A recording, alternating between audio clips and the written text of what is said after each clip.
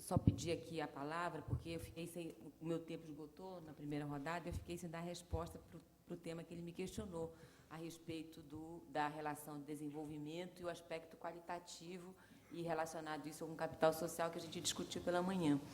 A gente vê que o desenvolvimento, na verdade, desenvolvimento econômico, ele é um aspecto qualitativo, porque ele é um reflexo, ele deverá ser um reflexo da melhoria da qualidade de vida das pessoas, mas que ele tem um rebatimento quantitativo, né? A gente vê, muitas vezes associa o desenvolvimento com ter mais coisas, mais estradas, mais casas, mas, na verdade, o desenvolvimento ele tem esse aspecto qualitativo da melhoria, né? Crescer é aumentar em quantidade, desenvolver é melhorar a qualidade. E como é que qual é a relação disso com o capital social? O que a gente chama de capital social? O capital social seria a capacidade que a sociedade tem de se refletir, de contribuir, de cooperar num projeto social, numa utopia social, numa mudança social. E como é que as empresas, como é que o setor mineral pode contribuir com isso? Tem um pedaço que acho que é o Gunnar Myrdal, que ele fala da profecia de São Mateus, né? Que a profecia de São Mateus fala que a quem tem, tudo será dado e ele terá em dobro. E aquele que não tem, tudo será retirado, inclusive aquilo que ele tem. É terrível, né? Mas a gente vê, por exemplo, que a mineração ela tende a passar para regiões cada vez mais menos próximas de grandes centros, cada vez regiões que você tem um nível de desenvolvimento de capital social elementar, a empresa mineradora ela passa a ter um papel estruturante fundamental, o papel de criar oportunidades. Que tipo de oportunidades? Oportunidades de capacitação. Muitas vezes, eu tive experiência nessas pesquisas de campo de ver ações de parceria de empresas com municípios de muito nível socioeconômico muito elementar, mas de capacitar técnicos da prefeitura, e técnicos capacitados têm mais possibilidade de fazer projetos que possam receber recursos, esses recursos que possam se canalizar para beneficiar a sociedade. Então, eu acho que o papel estruturante da empresa, aí, falando de alternativas, de caminhos para o desenvolvimento sustentável, eu acho que a parceria das empresas, no sentido de criar, de contribuir com a região, de ajudar a ampliar as oportunidades. Como é que ela pode ampliar? Com essas parcerias, priorizando, por exemplo, compras locais, compras regionais. Isso tudo pode criar uma sinergia social importante para quebrar essa profecia de São Mateus e aquele que não tem ser dado a oportunidade de participar um pouquinho desse bolo. Então, eu acho que aí a questão do capital social é no sentido de você construir um projeto social coletivo de uma forma proativa. Essa que é a importância. Quando a gente observou as experiências dos municípios que têm esse capital social latente, que tem propostas, que discute, que cobra, que exige transparência, ele é uma força de pressão grande, né? Com certeza o prefeito deve sentir isso na pele, aqueles segmentos que têm realmente uma proposta, que têm uma pressão, você se sente desafiado a dar uma resposta. Eu percebo isso também no Ministério, onde você tem segmentos organizados que vão, apresentam, eles desafiam os tomadores de decisão a dar uma resposta. Então, é essa a grande diferença do capital social. E as empresas têm um papel fundamental, estruturante, na contribuição da construção desse capital social. Obrigado, Maria Amélia. Alguém mais da mesa gostaria de se posicionar? Bom, então passamos ao auditório. Como foi mencionado aqui, nós temos 2 ex-diretores da Secretaria de Geologia e Mineração, professor Marco Antônio, professor Mário José. Não se furtem de contribuírem com suas perguntas ou comentários. Aos demais. Pediria, então, às meninas que... Caríssimos aqui presentes. Poderia se identificar, por favor, como foi pedido? Meu nome é José Marcelino Rocha. Estou representando aqui os cooperadores e a cooperativa de Quartzito. É um tipo quadrilátero ferrífero na nossa região, entre Mariana e Ouro Preto. Um dos minerais os quais hoje são exportados até para a China e outros países, e é um quadrilátero bonito porque é uma pedra colorida, é o nosso quartzito. Pois bem, em nome de nosso Senhor Jesus Cristo primeiro, eu quero desejar a vocês todo aquele problema que vocês tiverem com relação à saúde e a inimigos, que eles, em nome de nosso Senhor Jesus Cristo agora, passam a ser seus amigos e que vocês se revigorem em vida e em saúde. Por que isso? Segundo o cientista Iogurto norte-americano, que diz e nos orienta cientificamente a trabalhar localmente, nós e todos os que desejam bem para o país já percebem que a reciclagem e a atualização serviçal no município precisa que a cúpula se abaixe e venha até nós, trabalhadores. Nós não temos condições nenhuma de chegarmos até a Minas Energia, nem por via internet e nem por via financeira alguma. A parceria suas só pode ser mesmo contemplada por nosso Senhor Jesus Cristo. Então, em nome dele, eu estou pedindo a vocês com um problema em mãos. Eu não sou muito de discutir problemas, não. Eu discuto solução. E para a solução da quartzita aqui em Ouro Preto, nós temos um grande problema. Há 90 famílias hoje que formou a cooperativa e está sem trabalho porque lá em cima, no Congresso, eles não dão alternativa para nós continuarmos o nosso serviço. Mas eu quero uma específica atenção, porque um minerador sequer de Passagem de Mariana quer tomar o espaço de um serviço que vem sendo feito por nativos aqui da região. Nesse momento, eu me considero indígena e também escravo, porque esse trabalho da quartzito é feito há quase 300 anos. Vejam a Vila Rica, a antiga Vila Rica, hoje atual Ouro Preto, o nosso quadrilátero ferrífero em pedra colorida e nos passeios de Ouro Preto. Então, em como há 90 famílias hoje precisando de cesta básica, aí outro critério. Gostaria que vocês nos tirassem da personalidade política que vem manobrando a situação e vai manobrar a situação enquanto que a fome está batendo na nossa porta. O superficiário e os empresários começam a briga e esquecem da gente que precisa de trabalhar. Olha, se vocês resolverem esse problema que eu vou lhes apontar, vocês estarão contribuindo mais do que qualquer outro político por causa da questão de desnutrição e também pela questão segurança, porque 90 famílias com homens acostumados a bater marreta, se vier para dentro de um município ou outra cidade para entrar no número do tráfico e da criminalidade, o transtorno é muito maior. O município e a sociedade vai pagar pior por isso. Então, eu estou com 90 famílias dentro do Taquaral que se inscreveram e tiveram o apoio da embaixadora Dulce Maria da Universidade Federal de Ouro Preto para essa condução, mas estão impedidos de fazer a exploração. Então, eu quero perguntar uma coisa muito importante. Olha, o empresário da cidade de vizinha, ele escava sobre a terra quase 12 metros de profundidade para tirar a pedra. Nós temos a graça divina de encontrar a flor da pele, a pedra natural. O nosso trabalho como cooperativa é feito manualmente, não é com maquinário, não.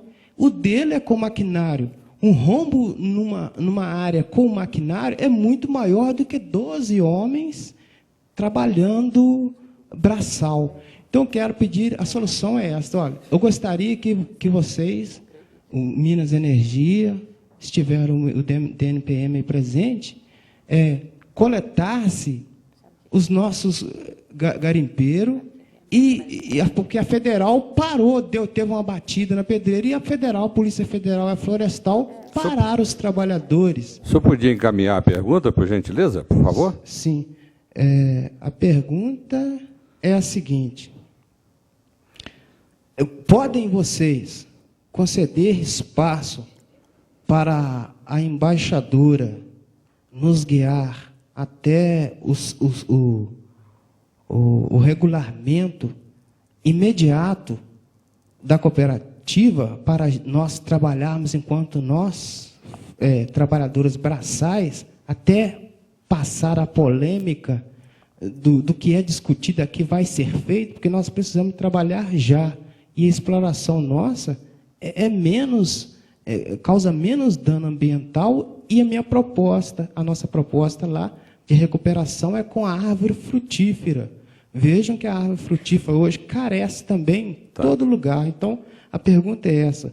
Nós, para sairmos desse meio estranho, nós fizemos o Partido dos Garimpeiros. O senhor podia... A sua pergunta já foi encaminhada, você me desculpa, mas como nós temos que contemplar outras pessoas também na plateia para perguntar, o que eu posso lhe adiantar é o seguinte: eu faço parte do governo estadual e dentro da secretaria existe uma superintendência da Secretaria de Desenvolvimento Econômico em Belo Horizonte, existe uma superintendência de cooperativismo, né, que poderia eventualmente ajudar. O que eu sugiro ao senhor é que, em nome da sua cooperativa, procure um representante da Prefeitura de Mariana que cuida desse tipo de assunto e faça a solicitação formal à Secretaria. Nós teremos como, pelo menos, entendendo o seu problema, tentar ajudá-lo. Então, essa é a sugestão e a resposta que eu posso lhe dar. No momento, encaminhar o seu problema via Prefeitura de Mariana, tá? Através da secretaria correspondente que cuida desse tipo de assunto, e que ela faça o contato conosco lá na Secretaria de Desenvolvimento Econômico, que tem uma superintendência exclusiva para essa área de associativismo e cooperativismo. E aí nós poderemos dar alguma ideia. Ok? Se me permita, mas como outras pessoas têm também que perguntar, eu vou passar para o próximo. Posteriormente, nós podemos conversar após a apresentação aqui. Alguém mais, por favor? Boa noite, boa tarde ainda, né? Eu sou da Secretaria de Ciência e Tecnologia e eu faço parte dos polos de inovação. Meu nome é Caroline Meyer. Eu queria fazer uma pergunta para o prefeito de Santa Bárbara a respeito das lavras de ouro, que eu espero que continuem. Mas eu queria saber se o senhor tem um plano B. Se não houver a quinta lavra, qual seria a atividade que Santa Bárbara teria para continuar garantindo o desenvolvimento? Olha, eu queria pedir só um minutinho para mim fazer uma pergunta, que me chamaram aqui, me pediram. Ah, tá ok. Então tá. Na verdade, o que nós precisamos de compreender é que a mineração, e a pergunta ela é bastante interessante, porque eu tenho debruçado sobre isso nos últimos tempos, e procurado, inclusive, algumas respostas, né, para esse tipo de inquietação, né, ou para esse tipo de questão que incomoda todos nós, é que a atividade de mineração é uma atividade econômica tão forte e tão pujante que até então, tá, eu não conheço, saindo do campo da teoria e indo para o campo da prática, né, do realizado, nenhum local que conseguiu desenvolver outra atividade econômica que fosse capaz de, ao chegar o final da exploração mineral, seja ele qual for o produto, que a cidade ou que a localidade não recebesse um baque. Tá? E isso, inclusive, me veio esse questionamento quando se coloca em discussão a questão da atividade econômica né, da mineração. Bom, agora, como é que você pode minimizar essas questões, né? Como é que você pode trabalhar para você ter, pelo menos, ter o baque, mas ter o baque menor, né? Que o baque não seja tão brusco e tão forte que seja ao ponto de comprometer. Fazendo outras alternativas econômicas, né? Estimulando outras alternativas, e no caso especificamente de Santa Bárbara, nós estamos focados, tá certo? Até porque eu entendo que essa é a melhor maneira de você fazer o estímulo da economia sem a prostituição, tá certo? O que eu chamo de prostituição? É o problema da confusão do público com o privado, que começa a tirar recurso público da sociedade e colocar estimulando coisas privadas, como eu já vejo, não vou citar exemplo para não ser deselegante. Eu conheço alguns deles, que às vezes são colocados até como uma coisa de sucesso. Se você for lá nos chamados parques industriais, distritos industriais, e somar os empregos que tem lá, e olhar o volume de recursos que foi colocado, se você pagasse aquelas pessoas lá o salário por 30 anos, mais a contribuição previdenciária dela, custaria mais barato. Então, quer dizer, nós não podemos ir atrás do modismo daquilo para dar resposta. Então, o que nós temos feito em Santa Bárbara? Nós temos preparado a cidade para a atividade do turismo, que de longe, vai substituir a mineração. Mas vai ser uma atividade, pelo menos, que gera oportunidade de ocupação e de renda. Até porque Ouro Preto é o grande exemplo. Nós nunca vamos estar sonhando em chegar ao ponto que Ouro Preto chegou. E se nós tirarmos a mineração de Ouro Preto, ela ficar apenas com o turismo, o baque é violento. Então, nós estamos procurando, mas com o pé no chão, tá certo? Aí nós estamos investindo, por exemplo, uma das questões da CEFEM, ela está exatamente para quê?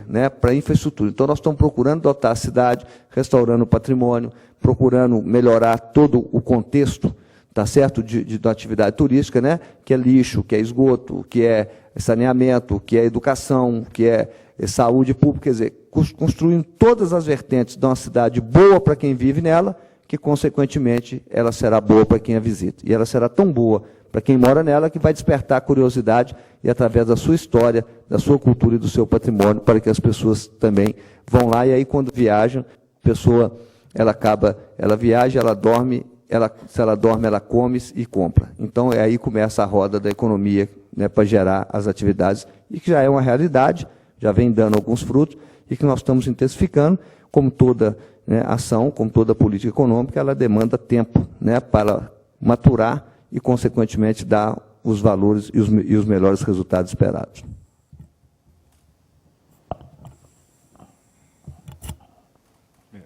Boa tarde.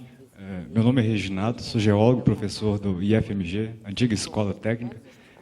Eu tenho uma questão sobre a carga tributária. Na verdade, talvez seria uma pergunta para o Carlos Nogueira, mas ele saiu, Tá. Então, talvez a Maria Amélia possa ajudar também.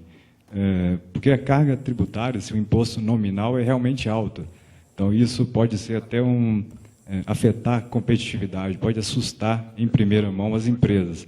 Só que, como na prática a teoria é outra, ou seja, o pagamento efetivo, na verdade, ele é baixo, será que o marco regulatório poderia fazer essa correção? Então, talvez esse pagamento efetivo também ele seja um pouco mais baixo, porque o imposto ele é pago baseado no relatório anual. Nós sabemos, por cultura, que os relatórios também podem ter um certo tipo aí de sonegação. Então, se tiver uma maior fiscalização, isso fica minimizado. Então, será que existe uma correção para que esse marco faça esses impostos realmente terem na prática o que realmente tiver na teoria? Então, talvez até criar uma maior competitividade, mesmo uns dizendo que ele vai assustar, mas ele pode, por outro lado, tirar esse paradoxo que existe e ajudar. Bom, na verdade, vocês veem que muito se fala de reforma tributária no Brasil, acho que já tem mais de década, e o projeto vai e volta, porque envolve um grande número de complexidades. Primeiro, nós estamos falando de 3 níveis de governo. União, que tem todo um sistema, tem toda uma carga tributária que é relativa ao controle da União, a questão do imposto de renda, a questão das contribuições. Você tem o nível do Estado, que, pelo Pacto Federativo, os Estados têm autonomia para definir suas alíquotas, no caso do imposto do ICMS, do Imposto sobre Circulação de Mercadoria.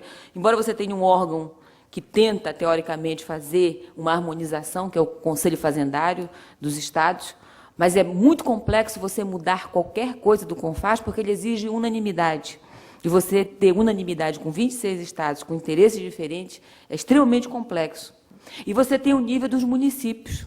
Então, quer dizer, você tem 3 níveis de governo, com cargas específicas, com competências próprias, que requer governanças específicas. Então, quer dizer, o que nós temos hoje no Ministério de Minas e Energias, que seria, teoricamente, o único instrumento que a gente teria para fazer alguma coisa na política minerária, que é a compensação financeira.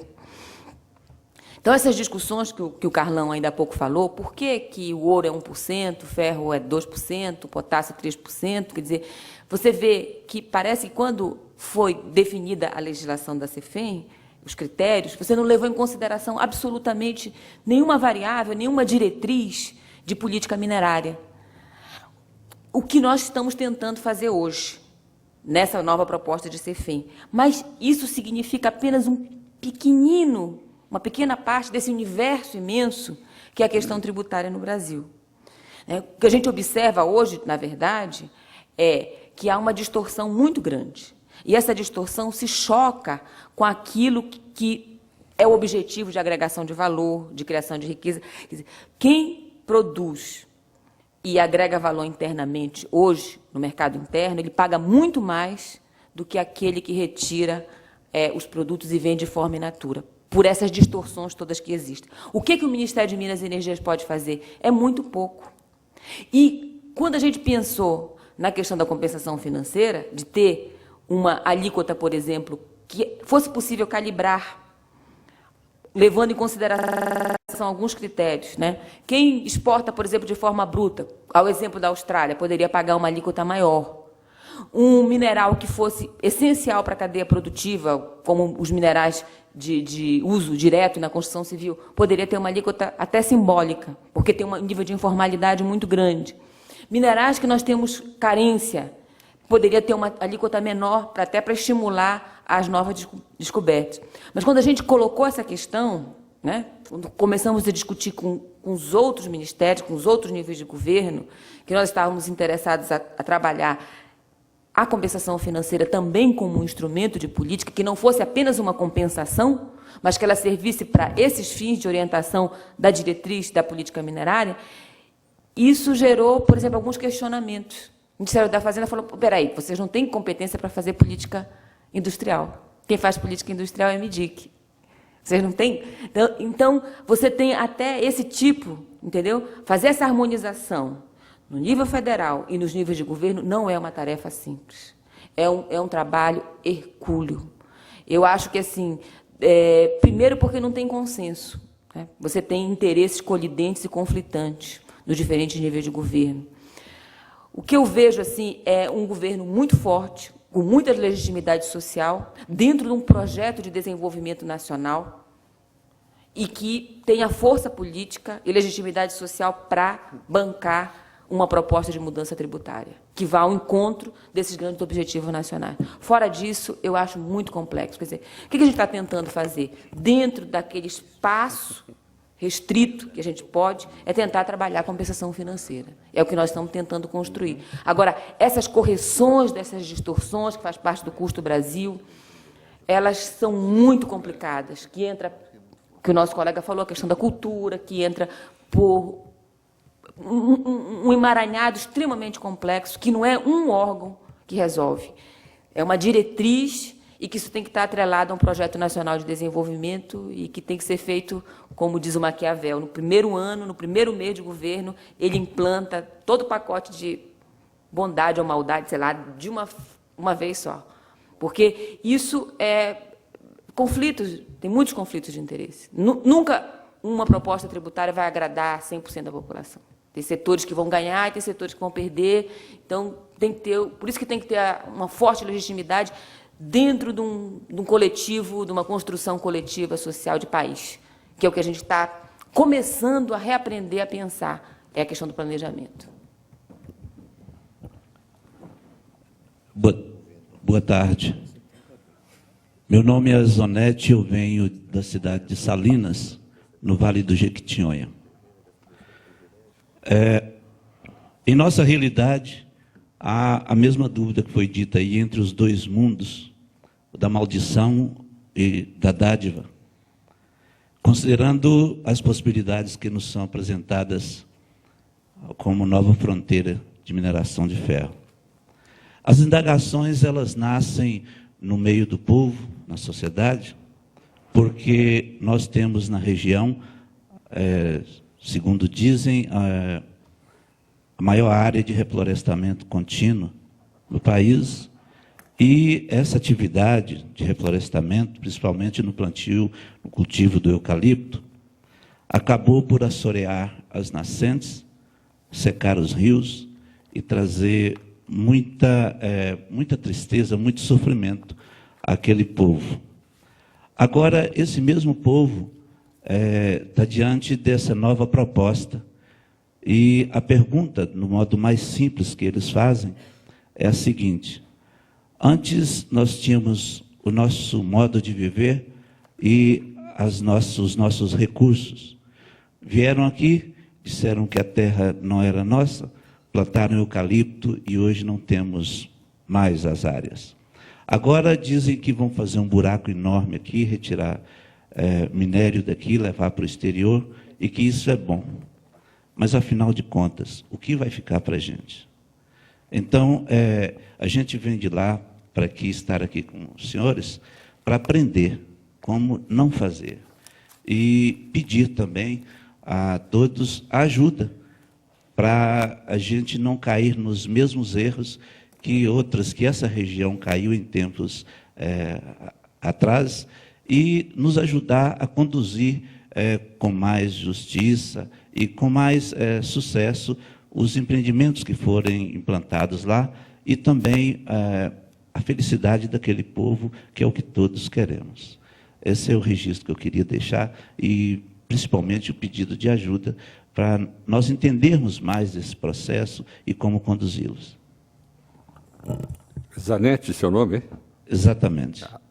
O que eu posso tomar a iniciativa de responder? Vocês têm um aspecto bastante poderoso no município, que já foi mencionado aqui, que são as audiências públicas. Tá? Este é o momento em que a sociedade se reúne para poder se posicionar em relação àquilo que está acontecendo no âmbito do município. Se este recurso não for suficiente, vocês ainda têm as prerrogativas de se recorrerem à Assembleia Legislativa, os deputados que representam a região de vocês, e solicitar que nas comissões da Assembleia Legislativa que tratam desse assunto possam ouvir os clamores da sociedade em relação aos aspectos que lá são colocados e que são relevantes para os senhores, né, para a comunidade. Então, acho que podem ser aproveitados esses dois momentos em que a sociedade efetivamente pode se manifestar. É um momento não só lícito, mas justo, em que a sociedade se manifesta. Então, o que eu posso, na minha opinião, eu não sei se outros da mesa também podem contribuir, fiquem à vontade para alguém contribuir, mas essa é a minha posição, por já ter participado de audiências públicas, algumas de sucesso do empreendedor e outras de pleno insucesso, por não ter preparado. E quando eu digo não só o lado do empreendedor, mas as audiências públicas, e nós temos aqui o colega Júlio, que já participou de algumas, né? Sabe muito bem como isso é feito. Então, na medida que as empresas são absolutamente as maiores empresas de mineração, não só as maiores, mas aquelas empresas que nós consideramos e que podem ser consideradas sérias, tem essa preocupação de levar para a comunidade a maior transparência possível, é a oportunidade que a comunidade tem de se manifestar e solicitar todos os esclarecimentos que se julgarem necessários. E na hipótese desses esclarecimentos não serem julgados satisfatórios, existem todos os meios, né, que a comunidade pode usar para pressionar, se é o caso, o termo, não sei se é o melhor termo aqui, mas, em síntese, atuar junto à empresa no sentido de cobrar mais informação. Não foi satisfatória a informação que vocês me passaram. Eu gostaria de saber mais isso. Normalmente, o que as empresas fazem é uma preparação para essas audiências públicas, procura-se mapear quem são os formadores de opinião, as lideranças de todos os aspectos da sociedade civil que possam efetivamente contribuir. Então, a meu ver, este é o caminho que eu acho melhor para que a sociedade lá de Salinas, e quando eu falo Salinas, toda aquela região do Jequitinhonha, que eu conheço e gosto muito, né? Não só pela cachaça, né? Mas também por outros aspectos. Essa é a minha opinião. Não sei se alguém mais gostaria de complementar aqui. Professor, a sua voz. Obrigado. Paulo de Tarso, da Universidade Federal de Ouro Preto. Especificamente, a minha questão é relacionada àquilo que o prefeito de Santa Bárbara apresentou na fala dele, no que diz respeito ao Fundo Especial de Mineração associado aos municípios afetados. Quer dizer, imaginando o quadrado ferrífero, que é o foco, né, de todo esse evento. Ele tem alguns municípios que, de fato, não são mineradores. Eu queria saber o que, de fato, está sendo discutido no âmbito da CEFEM ou dos demais contribuições ou impostos que diz respeito exatamente a isso aí. O prefeito falou em torno de 12%, se não me engano, não sei o percentual que ele trouxe. E eu gostaria de saber exatamente como é que anda isso e de que maneira isso pensa em ser implementado em algum momento. Posso responder? Bom, a ideia do FEMIN, que seria o Fundo de Mineração para o Desenvolvimento Sustentável Regional, porque o que a gente observa, né? Que eu acho que é um ponto fortíssimo da nossa... que a gente só critica, na verdade, mas vamos colocar as coisas positivas. Eu acho que a compensação financeira é um avanço fantástico. Quando a gente faz a legislação comparada com o mundo, né, são poucas as regiões do mundo que dão a prioridade para a região produtora. Eu, na época que estava fazendo esse estudo, eu tive a oportunidade de passar 2 meses no Canadá. O Canadá, o maior IDH do mundo, né, um país que promove fortemente a mineração, e eu queria entender como é que era a mineração dos municípios. E, para minha frustração, quando eu cheguei nos municípios, os municípios não recebiam absolutamente nada do royalty mineiro. Tudo vai para a província. É claro que o nível de desenvolvimento social é muito mais harmônico, é muito mais homogêneo, então a província ela faz aquela distribuição, as carências municipais são de outro nível. Mas, todavia, esses municípios enfrentam os mesmos problemas, né? Esse problema, quando a mina está fechando, o que você vai fazer, a recondução da atividade produtiva. Muitas vezes os municípios, os gestores públicos, eles têm que ficar pleiteando junto à província algum recurso para poder pensar na diversificação produtiva.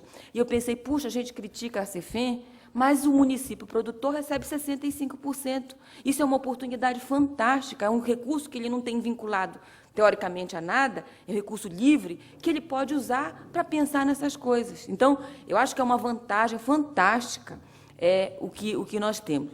Todavia, se a gente pensa na região, pensar o quadrilátero, pensar o desenvolvimento regional, não adianta, né, como aqui foi falado, acho que de manhã, não sei, agora à tarde, aliás, ontem, né, eu tive a oportunidade, de estar em Congonhas e o privilégio de assistir à formação da Agenda Mineral 21 do município e a formação do consórcio do Alto Paraopeba, que eles estão pensando, né, isso é uma coisa que vem da base, são anos de construção, estão pensando o consórcio regional. Quer dizer, os problemas, não adianta, Congonhas está muito bem, tem um sistema de saúde fantástico, se o vizinho dele, ali, tem problemas sérios de infraestrutura, porque vai pressionar os serviços públicos daquele município.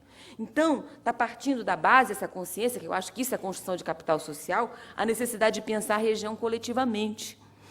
E qual é o instrumento que essa região tem para se pensar coletivamente? Por exemplo, o caminhão, né, que transporta o minério, que sai de Santa Bárbara, ele vai afetar o vizinho dele, né, que sai Ouro Preto vai afetar Ouro Branco, e por aí afora. Então, amadurecendo essa questão, nós pensamos, então, nesse fundo, que seria um fundo de desenvolvimento que tiraria...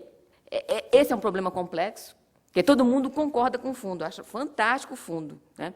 A ideia era contemplar os municípios do entorno, que não têm um benefício financeiro, para justamente pensar nessas infraestruturas regionais que pudessem potencializar as sinergias regionais e aumentar a possibilidade da mineração ser um vetor realmente de desenvolvimento.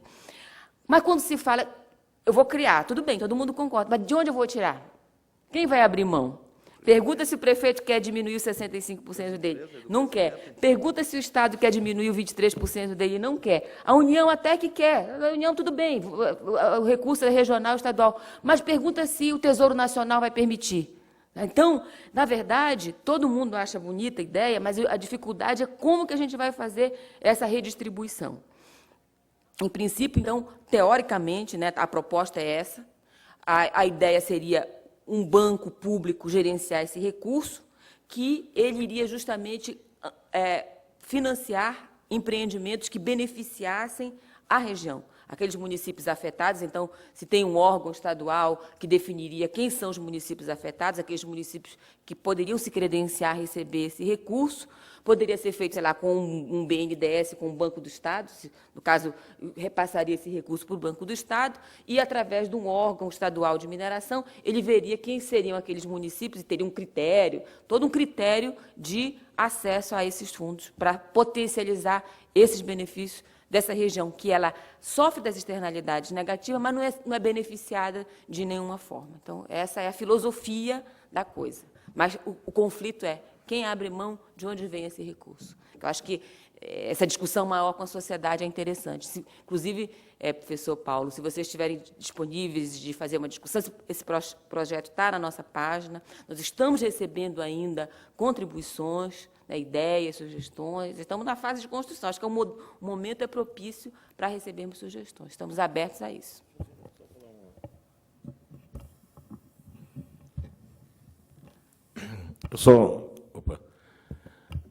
Eu gostaria só de fazer uma complementação, não em respeito à questão especificamente do fundo, né, porque eu acho que nós achamos que é importante. Mas é para lembrar o seguinte, que todo mundo, quando pensa... Todo mundo aqui sabe que a CEFEM é 65% para o município, 23% para o Estado e 12% para a União. Mas esquece que esses 12% para a União, 2% desses 12% para a União vai para o Fundo Setorial Mineral. É o único recurso, por incrível que pareça, que para investimento em tecnologia, em desenvolvimento da capacitação humana no setor. E isso... para quem talvez não saiba, eu estou só fazendo esclarecimento, porque aí pego que a questão implica no que o professor Paulo colocou ali, do montante que isso pode ser em relação aos quer dizer, porque isso vai voltar em forma ou de convênios, ou de projetos, ou os editais, para aqueles municípios que são mineradores se capacitarem a ter expertise e melhorar a questão. Ontem foi bem tão falada aqui a questão do desenvolvimento tecnológico, né, pelo secretário aqui de Ciência, Tecnologia e Ensino Superior. Então, nessa fórmula que foi colocada, que o Estado perderia de 12 para 10, nós, da Secretaria do Ministério, entendemos até que desses 10, não simplesmente mais 2, porque 2 de 10 não é o mesmo 2 de 12. Né? Quer dizer, perderíamos recursos para ciência e tecnologia. E nós estamos propondo, inclusive, que dentro desses 10 seja bem maior a participação para o fundo setorial. Porque esses 10, ele vai para a União, ele vai para o Caixa para fazer superávit fiscal. E nós não vemos assim, o DNPM não se apropria, né, desses 12%. Nós seríamos autossuficientes, hoje, o DNPM, se esses 12% viessem para que a autarquia, o DNPM hoje, ele pudesse se autogerir. Mas não, ele vai para o Caixa da União e que vai fazer... o superávit primário. Então, para nós da Secretaria, nós estamos trabalhando, inclusive, para aumentar porque é um número bem engraçado. Em 2003, a CEFEM arrecadada no governo federal foi de 180 milhões de reais. Então, se você imaginar, vamos arredondar para 200 milhões de reais, 20 milhões eram da União, o restante era de Estado e município. E desses 20, né, na realidade, 2 vezes 2, 4 milhões iam para o Fundo Setorial Mineral. Eu sou membro do Comitê Gestor do Fundo Setorial Mineral, titulado do fundo desde 2003, 2004, sei lá. E é muito pouco dinheiro para você devolver isso para a comunidade científica, para os institutos de pesquisa. Essa é uma complementação que eu estou falando, porque vale a pena as pessoas saberem disso. Eu acho que é uma informação que muitas vezes as pessoas desconhecem.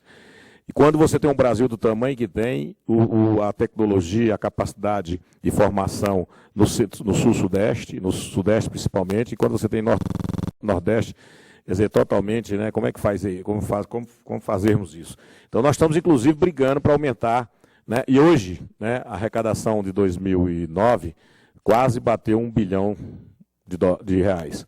Quer dizer, e não mudamos nada, a legislação é a mesma, simplesmente a modernização tecnológica, o aparelhamento de contratação de novos funcionários públicos. O DNPM tinha 26 anos em 2003 sem concurso público, e a média de idade dos seus funcionários de 52 anos de idade. Nós estávamos na iminência de perder toda a massa crítica do setor mineral brasileiro.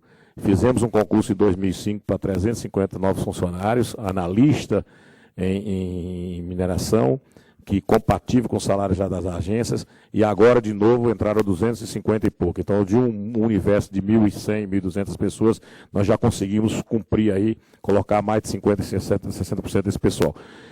E isso foi só gestão, entendeu? Quer dizer, a arrecadação. Hoje, então, nós temos um volume de recurso de quase 14 milhões no fundo hoje, né, para essa. E fomos surpreendidos esse ano com a participação da Vale, né, de um edital que, conjunto com a gente, de mais 4 milhões e 7 milhões, dividido em 2 vezes, 4 milhões e mais 3 milhões para os anos seguintes.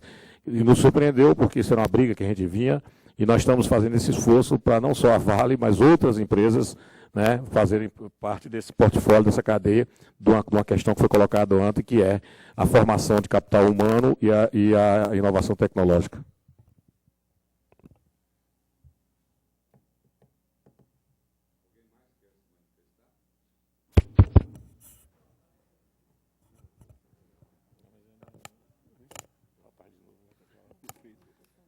Terminando a reunião, eu Nilton, conversar. Desculpa, eu ia dar uma sugestão, que após o término, ele procurasse as pessoas da Secretaria informadas para dar todos os dados, e aí ele procuraria. Né? Muito bem. Se não tem mais nenhuma pergunta, nós aproveitamos para ganhar um pouco de tempo na coisa, mas já avançamos um pouco no horário.